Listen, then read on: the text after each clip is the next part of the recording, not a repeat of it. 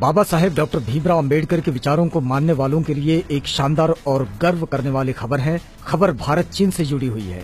दरअसल अब बाबा साहब डॉक्टर अंबेडकर के विश्व बंधुत्व और सामाजिक समता के सिद्धांत और विचार चीन में भी पढ़े जाएंगे। पहली बार बाबा साहेब की किताबों का अनुवाद चाइनीज भाषा में कराने के लिए चीन की शेनचिंग यूनिवर्सिटी ने पहल की है।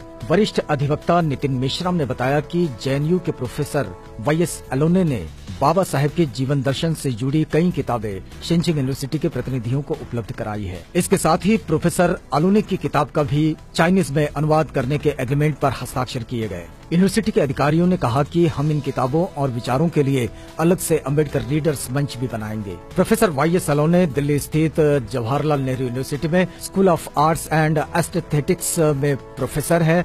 दर्जनों पुस्तकों के लेखक हैं। कई राष्ट्रीय सम्मानों से पुरस्कृत प्रोफेसर अलोने ICCI की तरफ से शेनचेन यूनिवर्सिटी चीन के विजिटिंग प्रोफेसर भी रह चुके हैं।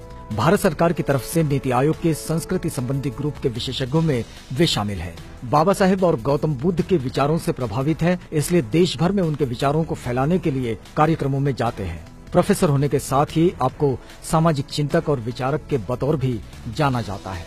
भारतीय संविधान निर्माता डॉक्टर भीमराव अंबेडकर बाबा साहेब के नाम से लोकप्रिय है। भारतीय विधिवेत्ता, अर्थशास्त्री, राजनीतिज्ञ और समाज सुधारक के रूप में लोगों के दिलों पर राज करते हैं। उन्होंने दलित बौद्ध आंदोलन को प्रेरित किया और दलितों के खिलाफ सामाजिक भेदभाव के विरुद्ध अभियान चलाया। श्रमिकों और महिलाओं के अधिकारों का भी समर्थन किया। वे स्वतंत्र भारत के प्रथम कानून मंत्री एवं भारतीय संविधान के प्रमुख वास्तुकार थे। कोलंबिया विश्वविद्यालय और लंदन स्कूल ऑफ इकोनॉमिक्स दोनों ही विश्वविद्यालयों से अर्थशास्त्र में डॉक्टरेट की उपाधि ली। उन्होंने लॉ, अर्थशास्त्र और राजनीति विज्ञान के शोध कार्य में ख्याति प्राप्त की। जीवन के प्रारंभिक करियर में वे अर्थशास्त्र के प्रोफेसर रहे एवं वकालत की। 1956 में उन्होंने बौद्ध धर्म अपना लिया।